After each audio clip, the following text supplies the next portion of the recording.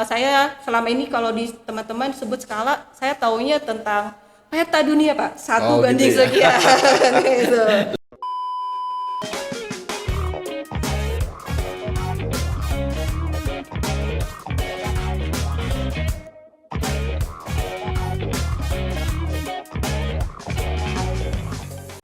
Assalamualaikum warahmatullahi wabarakatuh. Halo sahabat data, selamat datang di podcastku, podcast Kalimantan Utara. Kembali lagi bersama saya Risna Yuliani, statistisi ahli muda di BPS Provinsi Kalimantan Utara. Di sini kita bakal ngobrol santai tapi mendalam terkait indikator, terkait data, terkait statistik, dan berbagai hal seru lainnya. Dan apabila nih teman-teman semua memiliki ide atau topik seru lainnya yang pengen banget diulas oleh kita, boleh banget silahkan tulis di kolom komentar. Nah, sahabat data, ngomong-ngomong nih, pernah gak sih sahabat data itu mengalami sebuah kebingungan? Misalkan sahabat data mengambil sebuah data dari suatu dinas, kemudian dibandingkan datanya itu dengan dinas yang lainnya, kok datanya berbeda? Ini datanya yang mana yang benar nih? Yang mana yang kita pakai? Nah, sahabat data, saat ini jangan bingung lagi karena saat ini sudah ada Perpres nomor 39 tahun 2019 tentang satu data Indonesia. Perpres ini membuat segala halnya itu menjadi lebih mudah, lebih jelas, dan tentunya lebih terarah. Dan buat episode kali ini kita kedatangan tamu spesial dari organisasi kemitraan Australia Indonesia yang bernama Skala. Mereka itu punya peran penting dalam mendorong inisiatif data satu data Indonesia. Jadi siap-siap aja deh kalian semua, kita bakal buat obrolan seru terkait itu, yaitu terkait satu data Indonesia. Tanpa panjang lebar lagi, saya akan perkenalkan narasumber kita pada hari ini, Bapak Nurul Afwan, atau dipanggil Cak Nurul. Ya. Selamat datang Bapak. Terima kasih Mbak Rina. Cak Nurul Pak ya panggilnya. Panggilannya Cak Nurul. Ini saya panggil Cak Nurul aja nanti Pak ya. Boleh, Cak Nurul. Sehat lebih. Bapak? Alhamdulillah sehat. Ya. Ini saya agak antusias nih Pak. Karena saya selama ini kalau di teman-teman sebut skala, saya taunya tentang peta dunia Pak, satu banding gitu ya. sekian. Gitu. Lebih ke ukuran Lebih gitu ya. ke ukuran ini Pak. Tapi kok ada skala di Kalimantan Iya, Utara? iya, Mungkin iya. Bapak bisa bantu kita bedah bersama nih Pak. Skala itu apa? Iya. Terima kasih Mbak Rina. Jadi skala itu nama singkatan satu program, nama program. Ya, lebih tepatnya sinergi dan kolaborasi untuk akselerasi layanan dasar. Jadi nama sebuah program kerjasama antara pemerintah Australia dan Indonesia. Nah, program ini sudah berjalan di Kalimantan Utara itu launching pada Oktober tahun 2023. Udah 1 tahun berarti Pak ya sama Hampir satu tahun. Hampir setahun. Nanti Oktober ini kami ulang tahun yang pertama gitu ya. anniversary. Anniversary yang pertama. boleh banget Pak. Jadi itu, jadi skala bukan ukuran ya. Oh, Tapi bukan ukuran, nama Pak ya? bukan ukuran. Tapi nama sebuah program program. kemitraan kerjasama antara pemerintah Australia dan Indonesia. Yang fokusnya itu memang pada salah satunya itu fokus pada bagaimana penyediaan data dan analisis data, kira-kira begitu. Kalau dari Australia Pak ya, jauh ini loh Pak. Terus gimana tuh kira-kira perannya pemerintah Australia itu gitu Pak terhadap skala ini? Perannya gitu. Iya, Australia dan Indonesia itu kan dua negara yang bersahabat gitu ya. Kedua negara ini sudah punya hubungan diplomatik yang cukup lama gitu. Hampir lebih setengah abad gitu ya. Jadi hampir 75 tahun kedua negara ini bersahabat cukup erat.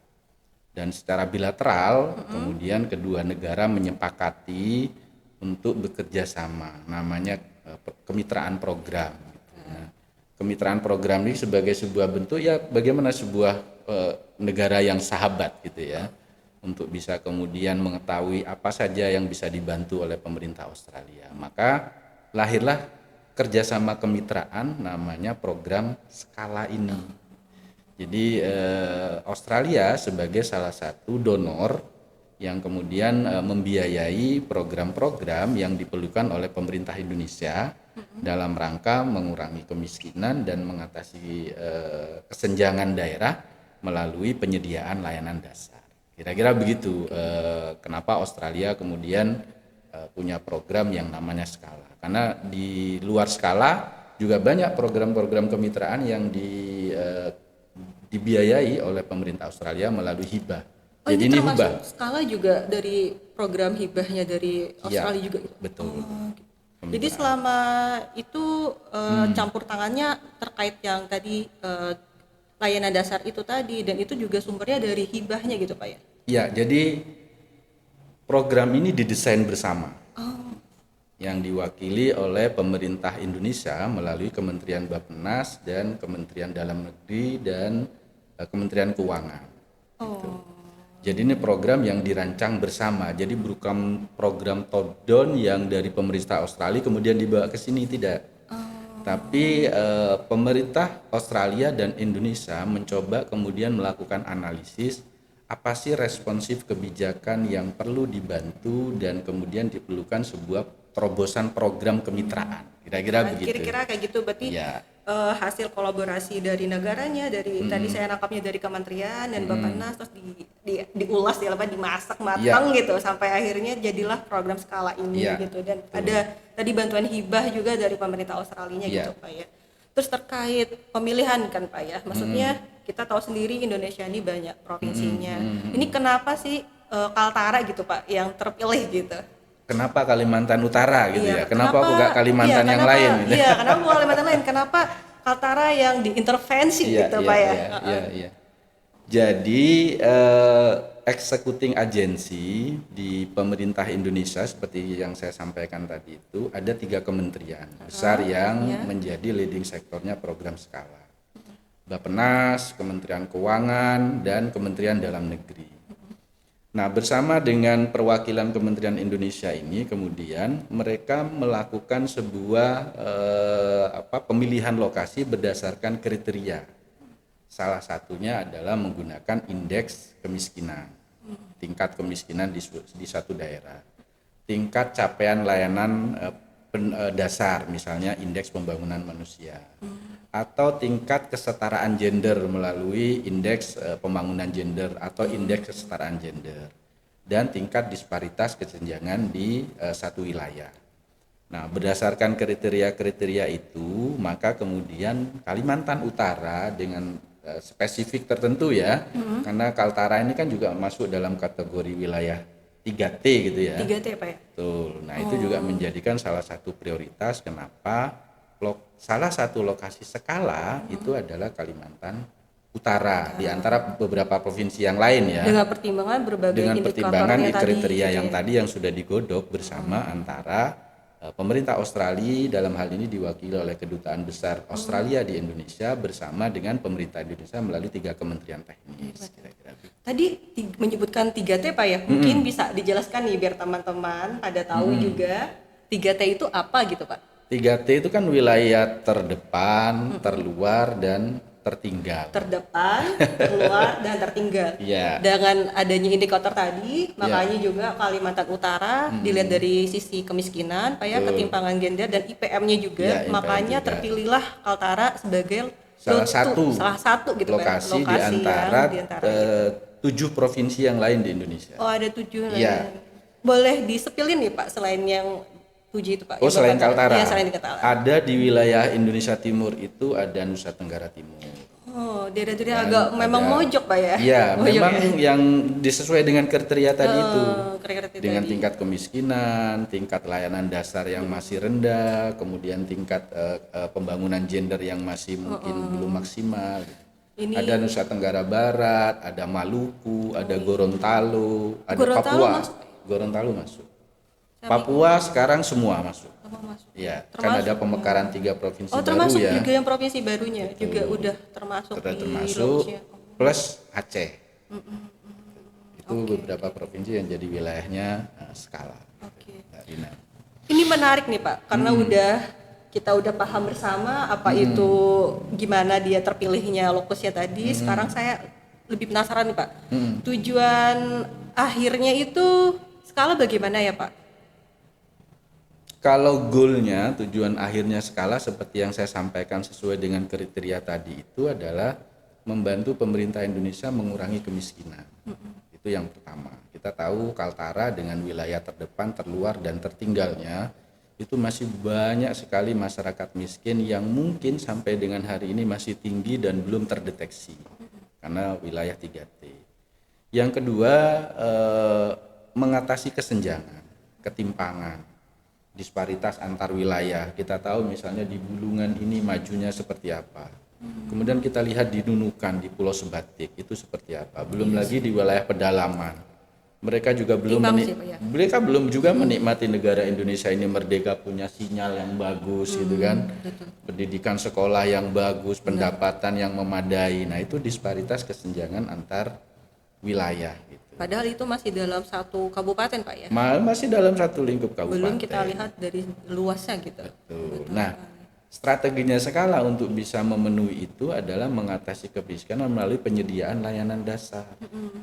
Nah, kita tahu layanan dasar itu menjadi mandatori dari semua keuangan negara untuk bisa memenuhi apa sih yang menjadi kebutuhan dasar penduduknya. Kira-kira begitu. Itu yang menjadi tujuan akhir dari program skala nantinya.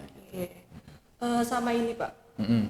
Kalau untuk mencapai tujuan akhir tadi, apa dasar perencanaan program skala itu tadi Pak untuk mencapai tujuan akhirnya tadi? Oh, bagaimana skala kemudian mencapai tujuan itu? Kan kita udah punya bayangan gitu ya Pak ya? Iya, bersama dengan pemerintah Indonesia, skala mengembangkan 4 pendekatan sebagai strategi dalam rangka mencapai tujuan bagaimana penyediaan layanan dasar itu diterima oleh warga negara khususnya di Kalimantan Utara.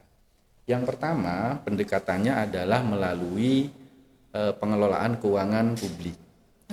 Ya, artinya penggunaan dana pemerintah yang lebih berkualitas, perencanaan pemerintah yang lebih berkualitas. Itu maksudnya skala yang mendampingi pemerintah. Kita memberikan bantuan teknis. Oh, bantuan teknisnya. Betul.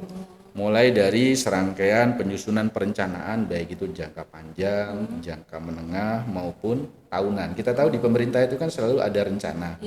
Ada rencana dan ada anggaran. Mereka punya perencanaan jangka panjang. Saat ini Kaltara lagi nyusun perencanaan jangka panjang 2025 sampai 2045. Iya, Indonesia Emas Pak ya. Dengan Indonesia Emasnya gitu kan. Nah, kita ingin mewujudkan Indonesia Emas itu juga terjadi di Kaltara. Oh, juga termasuk Pak ya. Iya. Kemudian yang kedua melalui pendekatan SPM-nya sendiri. Kita tahu sekarang itu ada Permendagri 39 tentang mandatori yang memandatkan kepada pemerintah untuk bisa menyediakan layanan dasar melalui mandatori yang dimiliki oleh pemerintah gitu.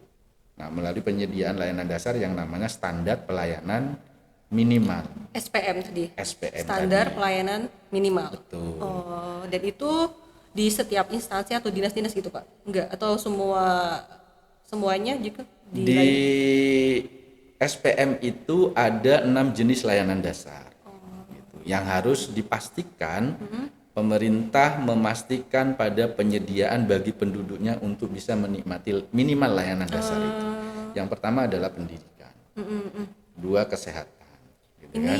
Kalau dilihat berarti yang menunjang angka IPM dan lain tadi Pak ya, biar itunya tadi agak disparitasnya mengecil gitu Pak ya, nangkapnya Pak ya. Kalau misalnya warga negara itu memperoleh layanan dasar yang paling minimal, bisa dipastikan kan hidupnya akan layak. Lebih layak, betul sekali. Itu dia yang nah itu baru dua kan, dua pendekatan.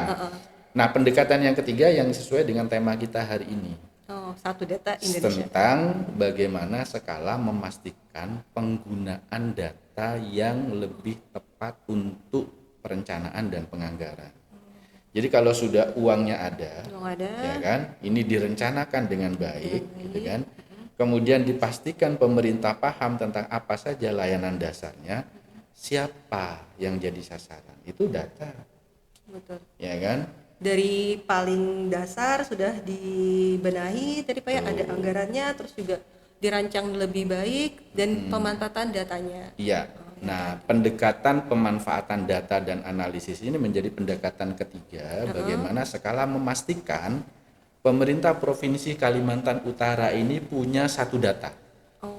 Gitu. Satu data Kalimantan Utara yang tadi Mbak Rina di prolog tadi itu kita sudah punya Peraturan Presiden 39 tahun 2019 tentang satu data Indonesia. Termasuk di dalamnya satu data Kalimantan Utara. Gitu. Kayak gitu. Nah, yang terakhir nih yang keempat pendekatannya baru tiga nih, Pak, baru tiga ya. Pendekatan yang keempat ini adalah bagaimana partisipasi kelompok yang diperjuangkan itu sendiri. Masyarakatnya maksudnya nih, Pak? Masyarakat. Bagaimana partisipasi perempuan, bagaimana partisipasi disabilitas, bagaimana partisipasi kelompok rentan. Kalau mereka kemudian kita buka aksesnya, bisa berpartisipasi dalam perencanaan pemerintah, bisa menyuarakan apa yang menjadi kebutuhan mereka. Itu salah satu goal skala juga. Kita pengen masyarakat tidak hanya menjadi objek tentunya. Gitu. Tapi masyarakatnya yang juga ikut berpartisipasi gitu Pak ya? Betul. Membuka ruang yang lebih besar bagaimana masyarakat kelompok termarginalkan tadi itu, istilah di kita namanya GETSI sekarang itu. Apa Pak ulang? GETSI, Gender Equality dan Social GETSI Pak ya? Inclusion. Gender Equality. Jadi pendekatan yang keempat adalah bagaimana partisipasi dari masyarakat itu sendiri, kelompok GETSI tadi itu bisa terlibat dalam perencanaan dan penganggarannya pemerintah. Kira-kira itu Mbak Rina. Agak-agak seru nih ya teman-teman nih. Jadi tadi kita juga disebutkan tentang istilah GETSI Pak ya, Gender Equality dan Social Inclusion. Kayak gitu. Karena udah banyak banget nih Pak ya, saya lihat tadi juga dari perencanaan, dari anggaran, juga dari partisipasi masyarakat juga perlu. Kira-kira nih Pak, dari kami sebagai Badan Pusat Statistik Pak ya, yang mengolah yang menyediakan data dari BPS tuh bisanya bantu apa Pak untuk berpartisipasi gitu? Wah, ini kalau ngomong tentang BPS sebagai pelaku utama ini tentang satu data Indonesia ini. Kita tahu di Perpres 39 itu Badan Pusat Statistik itu sebagai pembina data. Karena selaku pembina, maka tidak bisa dihindari dalam membangun tata kelola data di Kalimantan Utara, BPS punya peran yang sangat strategis gitu. Setiap kegiatan yang dilakukan oleh skala, kita juga selalu bersama bergandengan dengan BPS, terutama di Kalimantan Utara. Dalam rangka apa sih data yang kira-kira nanti diperlukan? Nah, kita beberapa waktu yang lalu itu sudah bersama dengan BPS memetakan data apa saja. Metadatanya seperti apa, data yang diprioritaskan seperti apa, struktur datanya nanti akan seperti apa, termasuk secara sistematik itu kan BPS yang punya kewenangan untuk bisa melisensi data itu. Betul. Mendaftarkannya di dalam kewenangannya BPS. Yeah. Kira-kira begitu. Kami skala bersama dengan BPS, bersama dengan pemerintah provinsi yang sekarang ini sudah ada yang namanya Forum Satu Data di Kalimantan Utara. Ini demi datanya itu menjadi standar Pak ya? Iya. Jadi bisa dibandingkan keterbandingan antar provinsi, antar kabupaten kota tadi. Betul. Biar tadi menutup kemungkinan disparitas tadi Pak ya, semakin kecil karena datanya udah semakin standar gitu. Betul. Kalau datanya standar kan nanti kan bisa berkomunikasi karena datanya sudah terstandar. Dan yang bisa melakukan standarisasi itu adalah kewenangannya dari Badan Pusat Statistik. Kira-kira begitu. Kan kadang sering ada fenomena gini Pak ya, enggak wilayah kita enggak miskin kok gitu, ada yang rumahnya kayu kok bisa dapat punya mobil gitu Pak ya. Kalau udah data standar kan udah enak ya Pak ya dibandingkan kayak gitu. Nah Pak, terkait data layanan dasar kan Pak, tadi di skala punya banyak layanan dasarnya tadi, seperti apa nih Pak yang dibutuhkan oleh skala itu sendiri Pak, data layanan dasarnya? Di data itu kan ada data statistik, ada data makro ya, kemudian ada data mikro, dan ada data detail yang namanya by name, by address. Dari sisi data mikro dan data statistik, tentu data-data yang kemudian berkaitan dengan layanan dasar, misalnya seperti capaian pendidikan, itu kan selalu diukur dengan angka partisipasi murni, kemudian berapa anak yang tidak sekolah, berapa yang putus sekolah. Nah, itu juga data-data yang sedang sekarang ini lagi dibangun di Kalimantan Utara. Berapa ibu hamil, berapa tingkat resiko ibu hamil terkait dengan data-data di kesehatan misalnya. Itu yang data-data berkaitan dengan data layanan dasar di bidang statistik gitu ya. Tapi ada data juga yang berkaitan dengan layanan dasar yang sifatnya detail, by name by address. Nah, kita tahu 2022 itu Badan Pusat Statistik itu dipercaya untuk melakukan survei sensus yang namanya registrasi sosial dan ekonomi. Reksosek Pak ya? Reksosek. Reksosek ya. Nah, Reksosek itu kan sekarang kan data detail tuh.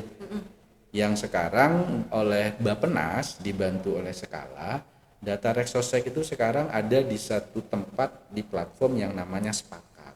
Gitu. Nah, data inilah yang kemudian kita dorong aksesnya supaya pemerintah provinsi dan kabupaten kota bisa mengakses data itu dan bisa memanfaatkan data itu dalam rangka menemukan benefit series. Oh, jadi udah dari hasil Reksosek dibentuk dari sebuah platform namanya Sepakat. Kemudian dari itu Ya, diakses oleh pemerintah Pemprov. provinsi dan kabupaten. Jadi kalau misalnya nih contoh sederhananya, lagi nyusun perencanaan pemerintah provinsi punya program penyediaan layanan air bersih bagi masyarakat miskin.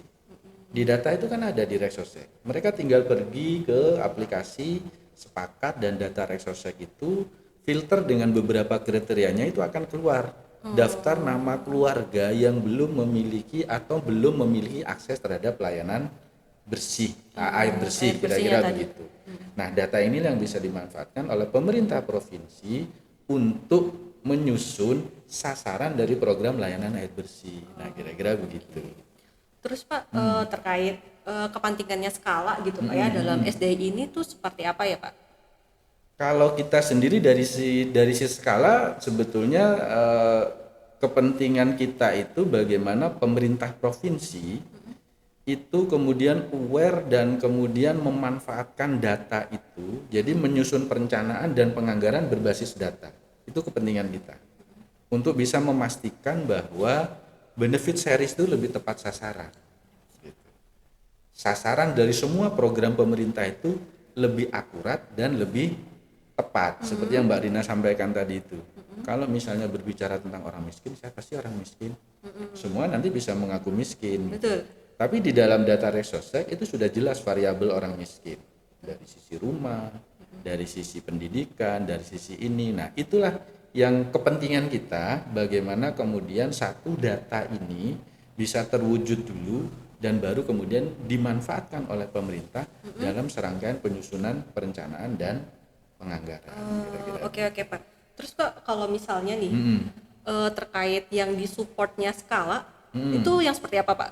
Untuk membangun SDI ini sendiri. Iya, Nah, ini yang menarik nih. Banyak rentetannya dan kami yakin ini tidak akan selesai dalam waktu yang pendek. Jadi apakah ada tujuan jangka pendek, yang menengah kayak gitu Pak? Ya, Skala itu kan dirancang programnya dari 2 tahap selama 8 tahun rencananya. Tahap 1 itu sampai 2030, 2023 sampai 2030, nanti sisanya 2030 sampai sisa kedua sampai 8 tahun. Itu di semua provinsi yang kena intervensinya Pak ya, 8 tahun gitu. Nah, 8 tahun ini kita membaginya dalam setiap fase 1 dan fase 2. Nah, membangun satu data ini juga tidak simsalabim ya. Simsalabim abracadabra jadi. Tapi Skala memulai termasuk dengan BPS itu mencoba membangun kebijakannya dulu. Nah, kita tahu turunan Perpres 39 itu perlu diturunkan menjadi kebijakan daerah. Yang di dalamnya ada mandatori, Pak Gubernur harus membuat keputusan kebijakan dalam rangka membangun satu data Indonesia di Kaltara. Nah, kami sudah membantu menyusun yang namanya rencana aksinya. Rencana aksi satu data di Kalimantan Utara. Nah, disitulah yang kemudian rencana aksi itu diturunkan apa saja aksi-aksi untuk bisa mewujudkan SDI dalam setiap tahun. Tahun 1, tahun 2, tahun 3. Itu dari sisi kebijakan ya. Nah, dari sisi kelembagaan, membangun satu data ini tidak bisa sendiri. karena itu harus lintas sektor. Ada BPS, ada Bapeda, ada Kominfo, ada dinas teknis gitu kan. Banyak nih Pak ya. Banyak, dan Karena- itu juga harus dalam satu wadah bersama yang namanya forum data. Nah itu juga harus SK Bupati, SK Gubernur sorry. Kalau di tingkat provinsi, kalau di kabupaten juga harus SK Bupati Wali Kota. Oh, saya kira skala itu cuma adanya di provinsinya, ternyata juga sampai Iya, ke kabupatennya Pak ya. betul. Oh. Ke kabupaten juga nantinya ya, tapi kayaknya tahun ini masih fokus di pemerintah provinsi. Nah, Gitu tuh teman-teman nah ternyata. di kelembagaan ini kami juga bagaimana menguatkan, memberikan pengembangan kapasitas gitu ya terhadap forum satu data. Termasuk nanti kita akan membantu menyusun platformnya, tool atau sistem yang bisa mendokumentasi semua data yang tadi kita sudah bangun. Seluruh data yang tadi itu, metadata, prioritas data, kita mungkin akan taruh dalam satu platform tertentu yang itu nanti bisa diakses oleh siapa pengguna dan pemanfaat di Kalimantan Utara. Kira-kira gitu Mbak Dina. Ini semakin sore nih Pak. Jadi kalau misalnya ke depannya nih Pak, tadi udah ngomongin rencana aksi, tujuan. Terus harapannya nih Pak, SDI di Kaltara itu seperti apa? Seperti apa kayak gitu Pak? Kami berharap satu saat ada satu satu pemahaman dari seluruh stakeholder yang ada, terutama di pemerintahan Provinsi Kalimantan Utara, bahwa menyusun perencanaan tanpa data itu seperti orang jalan tanpa melihat, Buta gitu Pak. buta. Gitu. Nah, satu data Indonesia itu, terutama satu data di Kaltara itu menjadi satu pegangan bagi pemerintah untuk bisa memanfaatkan itu. Itu harapan kita gitu. Sehingga kemudian ada satu tempat, ada satu platform, ada satu wadah yang namanya satu data Indonesia di Kalimantan Utara. Kira-kira begitu harapan kita ke depannya. Oke. Jadi begini ya teman-teman sahabat data. Kita udah dengerin bareng bahwa skala itu tadi saat ini tidak hanya ada di provinsi, tapi juga kedepannya akan ada juga di level kabupaten kota. Ya. Kemudian juga kita udah dengar bersama, ternyata harapannya semulia itu. Kita di sini berharap semoga semakin lancar ya Pak ya. Amin, Seperti itu. amin. Terus bagaimana nih Pak terkait intervensi pemanfaatan datanya gitu Pak di Kalimantan Utara? Ya, tentu kalau di level pemerintah pemanfaatan itu senyampang kemudian ada sebuah kesadaran gitu ya dari organisasi perangkat daerah, tentu itu yang akan kita dorong. Itu pada tingkat level yang paling tinggi gitu kan. Bahwa organisasi perangkat daerah itu punya kesadaran yang tinggi bagaimana kemudian memanfaatkan data, dan itu pendekatannya adalah pendekatan melalui serangkaian pengembangan kapasitas. Tapi juga kita akan mungkin intervensi melalui sebuah advokasi kebijakan. Mungkin juga akan kita bantu pemerintah Provinsi Kalimantan Utara buat satu regulasi yang memandatori memerintah kepada organisasi perangkat daerah dalam bentuk mungkin peraturan gubernur nanti, instruksi gubernur atau surat keputusan gubernur yang menugaskan kepada seluruh organisasi perangkat daerah untuk bisa memanfaatkan data itu. Itu salah satu bentuk intervensi yang nanti juga mungkin akan dibangun ketika satu data Kaltara ini sudah rampung dan ada di satu platform tertentu. Kira-kira begitu. Untuk membangun hal yang kayak gitu Pak ya, berarti kan semua stakeholder, semua yang terlibat, kita ini udah harus sadar bahwa kita punya tujuan yang sama gitu. Betul. Membangun data yang sama, membangun yang Kaltara. Dan itu Pak ya tantangan yang terberatnya gitu Pak ya. Iya. Kalau dari harapan pemanfaatan data gitu Pak, di Kaltara itu seperti apa ya Pak? Ya, seperti yang saya sampaikan tadi itu, kita berharap ini kan data ini tidak hanya dimanfaatkan oleh sisi pemerintah. Kalau pemerintah sudah jelas, kita berharap data itu nanti akan dimanfaatkan mulai dari pemerintah menyusun perencanaan, sampai nanti penganggaran, sampai nanti penentuan sasaran program. Itu harapan kita. Tapi dari sisi masyarakat sendiri, masyarakat juga bisa mengakses data itu. Bagaimana masyarakat tahu bahwa di lingkungannya masih ada orang miskin yang banyak.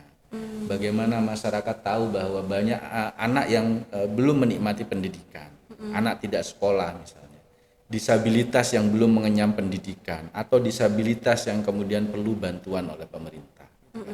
Nah, bagaimana data itu juga bisa diakses oleh jaringan masyarakat sipil, kira-kira begitu. Tentu nanti akan ada leveling pengaturannya yang tidak sampai dengan data by name by address, karena ada data perlindungan pribadi sebagaimana kita tahu kan ada perlindungan data pribadi. Mungkin data agregat yang kemudian bisa dipublikasi ke masyarakat gitu, sehingga masyarakat aware gitu. Kalau hari ini saya tanya berapa sih jumlah disabilitas yang ada di Kalimantan Utara? Berapa sih dari sekian ribu disabilitas itu yang kemudian usianya 0 sampai 12 tahun misalnya. Masa pendidikan sekolah dasar misalnya. Dari 0 sampai 12 tahun itu berapa disabilitas yang tidak bisa sekolah? Kita kesulitan sekarang datanya. Nggak ada belum Pak ya? Belum belum ada datanya. Belum ada. Kalau orangnya pasti ada. Kalau orangnya pasti ada. Saya yakin pasti ada. Datanya yang belum ada gitu Pak. Datanya ini yang sedang kemudian kita upayakan. Salah satunya di Reksosek itu yang kemudian kita coba buka aksesnya ke pemerintah. Gitu. Termasuk misalnya anak tidak sekolah juga begitu. Nah ini supaya kemudian masyarakat juga terpapar informasi itu. Gitu. Mulai dari tingkat pemerintah desa, kabupaten, kecamatan sampai ke level provinsi. Ini sampai level kecamatan berarti juga bisa akses datanya nih Pak? Bisa. Kita sedang juga sampai ke level desa. Ya, saya nantinya. ngebayangin loh sahabat Dato kalau desa dinunukan Pak 300 tuh gimana gitu. Kebayang gitu ya sahabat Dato. Bisa Pak ya berarti ya? Bisa, nanti kan akan ada pengaturan bagaimana desa itu juga bisa mengajukan hak akses. Tentu, gitu. Oke. tentu ada persyaratan-persyaratan ya, gitu kan. Okay. Ada persyaratan-persyaratan yang sudah diatur berdasarkan Kepres 39 tadi. Siap. Nanti akan dikasih akunnya, dikasih hak aksesnya, dikasih user dan password dan ininya dan ada perjanjiannya bahwa data itu harus digunakan untuk apa dan tidak boleh digunakan untuk apa, itu nanti akan diatur semua. Menarik sahabat data. Ternyata sejauh itu sudah dibayangkan oleh teman-teman skala dari pemanfaatannya sampai ternyata platformnya juga bisa diakses dari masyarakat sipil bahkan sampai di level desa. Tinggal diajukan nanti Pak ya. Ini adalah harapan dan apa sudah akan diwacanakan dirilis Pak gitu. Betul, kami sudah melatih di 2 kabupaten nih. Kabupaten Tanah Tidung kalau nggak salah sebulan yang lalu. Dan rencananya tanggal 12 besok itu kita akan melatih di Kabupaten Malinau. Kabupaten Tanah Tidung dan Malinau nih. Seru banget.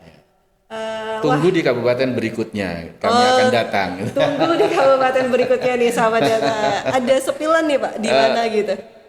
Kita berkoordinasinya dengan pemerintah daerah ya, karena jadwal itu yang menentukan adalah pemerintah daerahnya. Kami support secara teknis. Wah ini Pak menarik sekali Pak, ternyata pembicaraan kita seputar skala.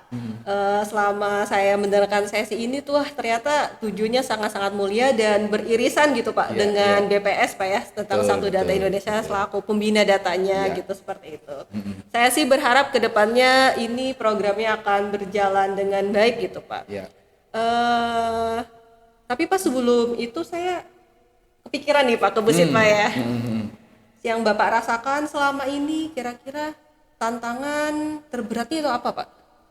Tentu tantangan terberatnya adalah kolaborasi dan sinergi dari semua pemangku kepentingan yang ada. Karena tadi yang saya sampaikan, membangun satu data di Kaltara ini tidak bisa sendiri. Itu lintas sektor. Ada BPS yang tadi saya sampaikan, ada skala mungkin sebagai mitra pembangunan gitu kan. Ada multi stakeholder yang di dalam organisasi perangkat daerah itu sendiri gitu kan. Nah, membangun data dengan sinergi dan kolaborasi itu juga tidak mudah. Itu yang pertama. Perlu upaya yang maksimal. Gitu. Nah, yang kedua, data itu kan dinamis, bergerak terus. Tidak mungkin satu data hari ini kita datakan kemudian berhenti. Data itu akan dinamis. Dan updating terhadap data ini juga menjadi tantangan. Betul sekali Pak ya. Siapa yang akan melakukan update gitu. Bagaimana cara mengupdate-nya. Nah, ini juga perlu konsistensi dari produsen data dalam hal ini. Nah, ini yang biasanya jadi tantangan. Awal datanya bagus, ini data tahun 2024. Tahun depan nggak diupdate lagi. Karena udah itu Pak ya. Nah, karena sudah tidak ada dorongan lagi. Nah, ini yang juga menjadi tantangan. Gitu. Bagaimana konsistensi, bagaimana sinergi dan kolaborasi. Keberlanjutannya. Itu yang paling penting gitu. Wah Pak, ini Menarik banget nih Pak. Saya sungguh akhirnya tuh bayangkan gitu skala. Udah nggak kayak skala itu kayak 1:sekian DPT. Ternyata adalah suatu program ya Pak ya. Kayak gitu. Ini mungkin Pak sebelum penutupan ada closing statement dari Bapak terkait tentang skala gitu Pak. Closing statementnya. Terima kasih Mbak Rina. Jadi kami dari program Mitra Pembangunan ya, salah satu kemitraan Australia dan Indonesia tentu mempunyai tugas yang sangat berat gitu kan. Tapi kami yakin sesuai dengan tema kami, kolaborasi dan sinergi yang menjadi kekuatan kami dalam rangka mengemban amanah ini, tentu itu akan menjadi modal yang paling kami butuhkan gitu ya. Sinergi dan kolaborasi dengan BPS salah satunya membangun SDI itu kita tidak akan bisa lakukan. Membangun SDI itu tanpa sinergi dan kolaborasi. BPS sebagai salah satu tonggak pembina data yang itu kami perlukan untuk bisa bersama-sama membangun satu data Indonesia di Kalimantan Utara. Mungkin itu Mbak Dina. Nah teman-teman gimana tuh, seru banget kan kita dengerin bersama apa itu tentang skala. Kita berharap kita semua tercerahkan nih Pak, dengan dihadirkan langsung Pak Nurul Afwan selaku Provincial Lead Pak ya skala di Kalimantan Utara. Tanpa basa-basi ini saya juga udah agak gerah, butuh air minum Pak. Mungkin ini kita akhiri saja podcast kita pada hari ini. Kita ngobrolin bareng data bersama Pak Afwan, Cak Nurul. Oh Cak Nurul. Dari Skala, terima kasih Bapak atas waktu, meluangkan waktunya di sini dan berkenan untuk ngobrol bareng bersama kami podcast Kalimantan Utara Pak. Ya, terima kasih. Terima kasih Bapak. Dan untuk teman-teman semua, sahabat data, sampai jumpa di episode selanjutnya bersama podcastku selanjutnya.